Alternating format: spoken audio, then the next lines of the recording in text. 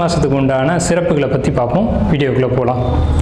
மாசி மாதம் அப்படிங்கிறது சூரியனுடைய சஞ்சாரத்தின் அடிப்படையில் 11வது மாதமாக நம்மளுடைய முன்னோர்கள் அதை எடுத்து வச்சுருக்காங்க. மாசி அப்படிங்கிற மாதம் 11வது மாதம் அப்படின்னு எடுத்து வச்சுருக்காங்க. இது ஏன் அப்படின்னு கேட்டிங்கன்னா, இந்த மாதம் ஒரு புனித நீராடுறதுக்கும், முன்னோர்களுக்கு திதி தர்ப்பணங்களை கொடுக்கறதுக்கும், மந்திர உபதேசங்களை பெறுறதுக்கும், அதே மாதிரி பார்த்துக்கிட்டிங்கன்னா புதிய கலைகளை கற்றுக்கொள்வதற்கும் இந்த மாதம் ரொம்ப ஏற்புடைய ஒரு மாதமாக சாஸ்திரத்தில் சொல்லப்பட்டிருக்கு. குறிப்பாக பெண்கள் இந்த மாதத்தில் விரதம் இருந்து பூஜைகளை ஏற்படுத்திக்கிட்டாங்க அப்படின்னா அது அவங்களுக்கு தாலி பாக்கியத்தை மாங்கல்யம்னு சொல்கிறோம் இல்லைங்களா, அந்த மாங்கல்ய பாக்கியத்தை அதிகப்படுத்தி கொடுக்குது.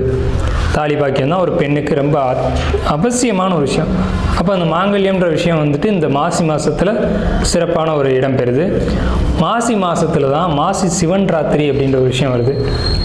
மாசி மாதத்தில் இறை வழிபாடு இல்லாத நாட்களே கிடையாது. எல்லா 30 நாளுமே இறை வழிபாட்டுக்கு உகந்த நாட்கள் தான்.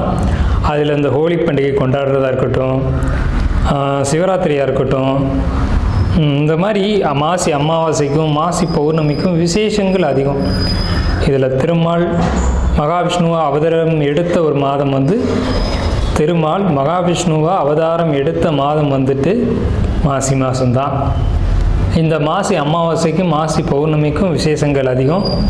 மாசி மாதம் வரக்கூடிய மக நட்சத்திரம் தான் மகாமகம் அப்படின்னு நம்மளுடைய சாஸ்திரம் விசேஷமாக அந்த ஒரு 12 வருஷத்துக்கு ஒரு முறை புனித நீராடல் அப்படின்ற ஒரு விஷயத்தை நம்ம மேலே சொன்னோம் இல்லைங்களா, அந்த விஷயத்தை கொண்டு வராங்க. இதில் தாக்ஷாயினி அப்படின்ற அவதாரத்தில் பார்வதி தாயார் அவதரித்த மாதம் இது.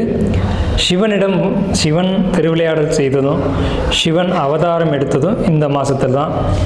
சிவன் தான் தன்னுடைய திருமணத்தை பார்வதி தேவியை திருமணம் செய்து கொண்ட மாதம் இந்த மாசி மாதம். ஸோ இந்த மாதிரி எண்ணற்ற சொல்ல முடியாத ஏகப்பட்ட விசேஷங்களை கொண்ட மாசி மாதம். குறிப்பாக சொல்லணும்னா 12 மாதங்களுக்கும் 12 தனித்துவம் வாய்ந்த சிறப்புகள் உண்டு. இருந்த போதிலும் மாசி மாதத்துக்குன்னு உள்ள சிறப்புகளை நம்ம மேலே பார்த்துட்டோம்.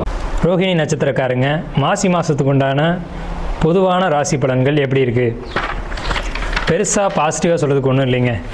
என்ன விஷயம்னு கேட்டிங்கன்னா, தேவையற்ற அலைச்சல், உடல் பிரச்சனை, குறிப்பாக கண், பல், முகம் சம்மந்தப்பட்ட வகையில் ஏதேனும் ஒரு தொந்தரவுகள், இதெல்லாம் இந்த மாதத்தில் உங்களுக்கு காத்துட்ருக்கு. இதை தவிர்க்கணும் அப்படின்னு பார்த்தீங்க அப்படின்னா, உங்களுக்கு தேவையற்ற அலைச்சல்களையும் உங்களுடைய ஆரோக்கியத்துக்கு பாதிப்பை ஏற்படுத்தக்கூடிய விஷயங்களையும் நீங்கள் தவிர்த்துக்கணும்.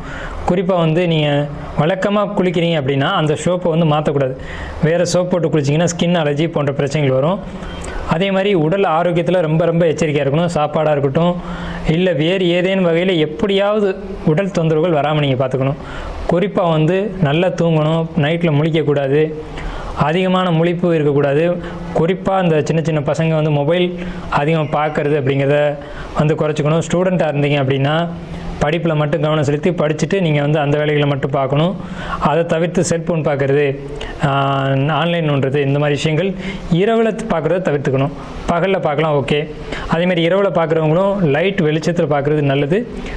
லைட்டை ஆஃப் பண்ணிவிட்டு பார்த்தீங்க அப்படின்னா கண் பிரச்சனை, பல்லு பிரச்சனை, இந்த மாதிரியான பிரச்சனைகள் வர்றதுக்கான அதிகப்படியான வாய்ப்புகள் உண்டு. ரோகிணி நட்சத்திரத்துக்கு உடல் சூடு, உடல் வெப்பம், தலை சுற்றல், வாமிட் ஆகிறது, இந்த மாதிரியான பிரச்சனைகள்லாம் இருக்குது. அப்படிங்கிறதுனால உடம்பை ஹெல்த்தியாக பார்த்துக்குங்க. பயணங்கள் வேண்டாம்.